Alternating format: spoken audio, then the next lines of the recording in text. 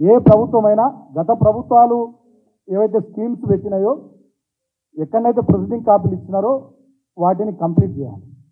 వీళ్ళు ఏమైనా కొత్త పాలసీలు తెచ్చుకుంటే వీళ్ళు కొత్త పాలసీలు ఇంప్లిమెంట్ చేసుకోవాలి. కానీ కేవలం కక్ష కట్టినట్టుగా ఉద్దేశపూర్వకంగా ఇలాంటి పథకాల విషయంలో కూడా ప్రొసీడింగ్ కాపీలు ఇచ్చినా వాళ్ళ ఖాతాలో డబ్బులు పడ్డా ఖాతాలు ఫ్రీజ్ చేసేయడం, వాటన్నిటి కూడా ఆపేయడం, ఇది దుర్మార్గపు చర్య.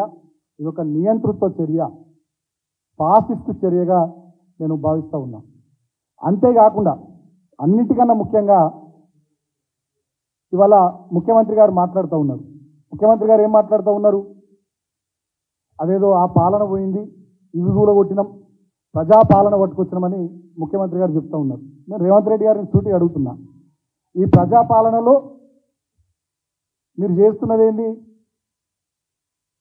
ఈ టెక్నాలజీ యుగంలో ఆన్లైన్లో మీరు అన్ని వివరాలు తీసుకునే అవకాశం ఉన్నప్పటికీ కూడా మీ ప్రజాపాలనలో ప్రజలను గంటల తరబడి, రోజుల తరబడి, కిలోమీటర్ల మేర రోడ్ల మీద నిలబెట్టడం మీ ప్రజాపాలన? ఆటో డ్రైవర్లు ఆత్మహత్యలు చేసుకొని చనిపోవడం మీ ప్రజాపాలన?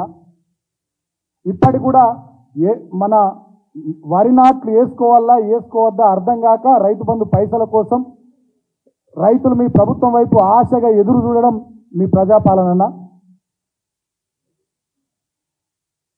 ఏదో ఒక చిన్న కంచె పోగొట్టి మొత్తం గడీలు కూలగొట్టడం ప్రజాపాలన తెచ్చినామని మీ ప్రచార ఆర్భాటాలు, ఈ పిఆర్ స్టంట్లు, ఇది మీ ప్రజాపాలన?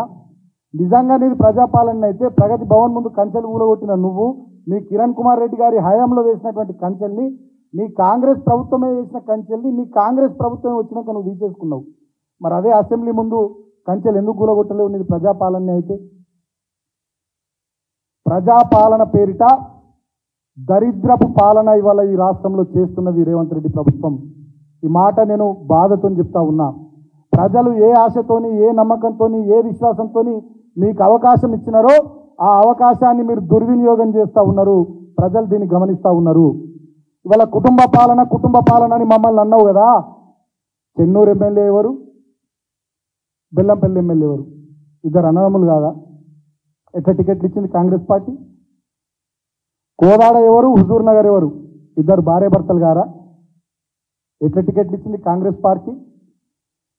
ఇవాళ నీ తమ్ముళ్లకు, నీ బంధుమిత్రులకు అధికారిక పదవులు లేకున్నా వికారాబాద్ జిల్లా కేంద్రంలో, సెక్రటరియట్లలో, కొడంగల్లో అధికారిక కార్యక్రమాల్లో, సమీక్షల్లో, వేదికల మీద కూర్చుండడం కుటుంబ పాలనకు నిదర్శనం కాదా?